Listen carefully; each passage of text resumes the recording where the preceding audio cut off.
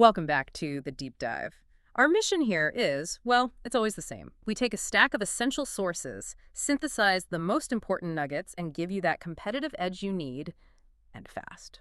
And today, we're tackling something that is arguably the single biggest roadblock for new organizations. We're talking about fundraising, specifically for small and startup nonprofits. Yeah, and if you've started a nonprofit, you probably know this story. You did it for the mission, right?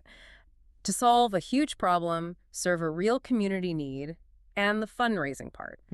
It often feels like what the sources call a necessary evil. It's just this administrative thing that gets in the way of the actual work. And our goal today is to really challenge that, to flip that idea on its head.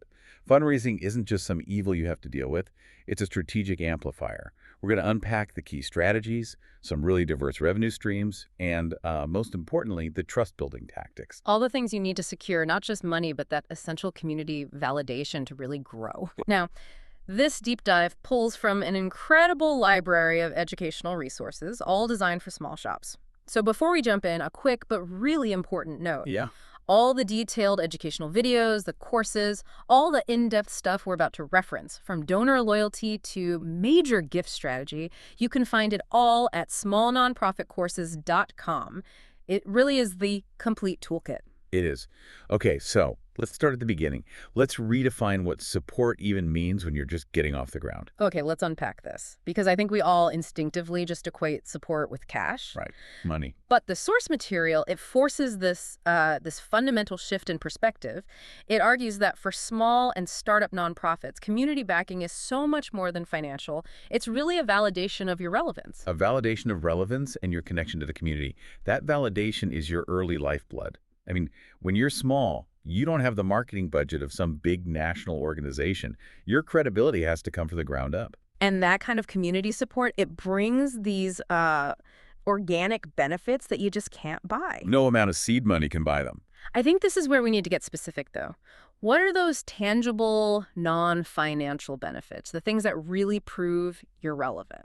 Well, the sources identify, let's see, 3 key areas. So first, you get genuine volunteerism, which gives you capacity without the labor cost. Temple power. Exactly, the people power. Second, you gain this incredibly powerful advocacy. And these aren't just people, liking your post. These are supporters who are willing to amplify your mission organically. So they're telling their friends, posting on the local neighborhood group. All of that. Yeah. Bringing it up with their networks, maybe even talking to local officials about the work you're doing. And the third point is maybe the most powerful of all. Spokespeople. Authentic spokespeople. Oh. Exactly. When a community member shares a real testimonial, a personal experience of how your nonprofit helped them, that message carries, 10 times the weight of any glossy brochure. It's proof that it works. It's authentic proof-of-concept marketing. The whole value proposition of a small nonprofit is often tied not just to what you do, but how deep your community roots are. That depth proves your mission is genuinely hitting home. So, okay, the community support, that establishes the need and the trust. And once that's in place, the financial support, it just naturally follows that validation. Precisely. And that brings us to the really encouraging part of all this, the viability of generating a bunch of different kinds of revenue. Yeah, the sources are very clear on this. Resilience for new and small nonprofits, it comes from diversification. They can take advantage of so many different streams. Which means they don't have to rely only on, say, big foundation grants, which are, let's be honest, notoriously hard for a startup to get. Right. So what are some of the examples? Okay, so the good news is there's a huge variety. We see, of course, the rise of online crowdsourced campaigns. These are so vital. Because they bring in thousands through really small donations. Thousands of dollars through micro donations from tons of different people. Which, again, it brings in cash, yes, but it also acts as this kind of democratic vote of confidence. And it's not just about asking for donations. I thought the concept of social entrepreneurship was a huge one for mission resilience. Oh, it really is. And it's something a small organization can start doing almost right away. Social entrepreneurship just means you're generating earned income. So money from selling a product or a service that's closely tied to your mission. Like a youth arts group selling prints of the kids' artwork. Perfect example. Or a conservation group running paid workshops on sustainable gardening. You're taking an activity that's already part of your mission and turning it into a stable funding source. which immediately reduces how much you have to rely on pure charity. But the sources also hit on the more traditional streams, too. Absolutely. The foundations, Right. simple donation subscriptions, those reliable monthly gifts from loyal supporters, and of course, fundraising events. But for real growth, for scaling, small organizations have to start thinking about the bigger money. Yeah. Now, Okay, so you're talking about grant writing, which is a whole skill in itself, but also this idea of building relationships with people who have major gift potential. Isn't that, I don't know, a bit intimidating for a brand new startup? it can be, for sure. But the sources argue it's less about asking for a huge check tomorrow and more about identifying and nurturing that loyalty over time. A major gift doesn't have to be six figures on day one. It's about finding that person. It's about identifying the local business leader or that super committed volunteer who has the capacity and the passion to make a really substantial gift once they see you've proven yourself. So all of these revenue streams, they sound brilliant, but none of it matters if you can't get over what seems like the biggest hurdle, building the confidence of donors. Why is that so hard for startups? It just boils down to track record or the lack of one. A small nonprofit, they've usually only been around for a couple of years, maybe less. And people want to see results. People rightly demand intense scrutiny and accountability. We all do. So if you don't have a history, that just immediately raises a red flag for a potential donor. It's that classic startup paradox, right? You need the money to build a track record, but you can't get the big money without the track record. Exactly. Donors have a very reasonable fear of waste. So small organizations, they have to overcome this perception that they're inexperienced, Right. that maybe they'll spend too much on overhead, or that their projects might fail because they don't have the administrative chops. So donors need to know you're not just effective, but you're a responsible steward of their money. An impeccably responsible steward. You're not just funding a project, you're funding an organization that can deliver that project efficiently and sustainably. It's all about demonstrating that stewardship. And the good news is you can start doing that from day one. Okay, so how? How is that trust actually earned? If transparency is the key, what are the specific things a small organization needs to be doing? It's all about highly visible, very deliberate communication. The sources really stress publishing an annual report, even if it's just, a simple 2-page PDF. And what goes in it? It has to have clear financials, obviously, Yeah. but also robust impact metrics. Yeah. Show what you did. And inspiring testimonials. It just instantly shows you're open to scrutiny. You're showing the what and the how the money was spent. Right. And beyond the documents, it's about personalized communication. This is where small organizations have a huge advantage. Because they can be high touch. Exactly. They can offer these really personalized experiences, make the donor feel like a partner, not just a line on a spreadsheet. The communication style has to make the donor feel like they're on the inside rather than the outside looking in. They should get the sneak peeks, the personal thank you calls. And the materials mention a really powerful tool for this, a way to kind of accelerate trust. Third-party validation, what does that actually look like? It means going out and getting a seal of accountability from a reputable external source. This is so crucial for new organizations. If you could display a badge on your website from a group that vets for transparency and efficiency, Like a stamp of approval? it's a stamp of approval. It gives instant, powerful assurance to a skeptical donor that some outside expert has already checked you out and confirmed you're a responsible steward of funds.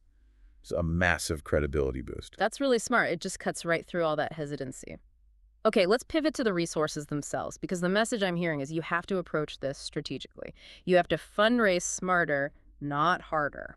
This is where we go from, understanding the problem to actually building the skill set to solve it. Yeah. Success in fundraising isn't one single skill. It's about mastering a whole bunch of different areas. Okay, like for strategy and efficiency, for example. What are the key concepts for a founder who's already wearing like 10 different hats? They need to know how to maximize their time. It's about identifying high-value fundraising tasks, the 20% of activities that get you 80% of the results, and building a real funding strategy that pays. You have to prioritize. If you don't, you'll just burn out chasing tiny checks. And that strategic piece, it leads right into donor relations, which is about loyalty, not just getting new donors in the door. Oh, absolutely. It's about understanding the donor journey. How does a new prospect become a recurring supporter who becomes truly loyal? That journey is intentional. And there are specific tactics for that. Yeah, the sources get into things like how to nurture donors to build loyalty, and even specialized outreach like starting a referral initiative to find new people through those warm connections. But it's not all just strategy, right? The sources also list these operational fundamentals, the stuff that founders sometimes overlook when they're so focused on the mission. These are the necessary evils that actually become assets. I mean, knowing the ins and outs of tax-exempt status reinstatement, or just the simple process of how to accept donations to your nonprofit the right way, these are non-negotiables. And having policies in place. Yes, having clear gift acceptance policies so you know how to handle everything from a stock transfer to a donated car. These policies are foundational. They show good stewardship. So for those who are literally launching tomorrow, the materials even cover those first very early steps. They do. They tackle the big questions like, can you fundraise before you have 501c3 status, which is that federal tax exempt status? And they give you practical advice on, say, 5 ways to get support before you even start a nonprofit. It's all about building momentum from a dead stop. You know, when you put all these pieces together, the strategy, the legal stuff, the relationship building, the sources seem to suggest that small organizations actually have an advantage here. They do. This idea of small to medium-sized nonprofit advantages building donor pipeline is so key. Because they're nimble, because they're right there in their community, they excel at that personal touch. They can give that immediate feedback and access that huge institutions just can't. They can build trust faster. So much faster. This has been an incredibly focused deep dive, really maximizing resources for organizations just getting started, but also for those, looking to lock in their next phase of growth. Yeah, to sort of synthesize the core path we found in the materials. Success for small nonprofits and startups.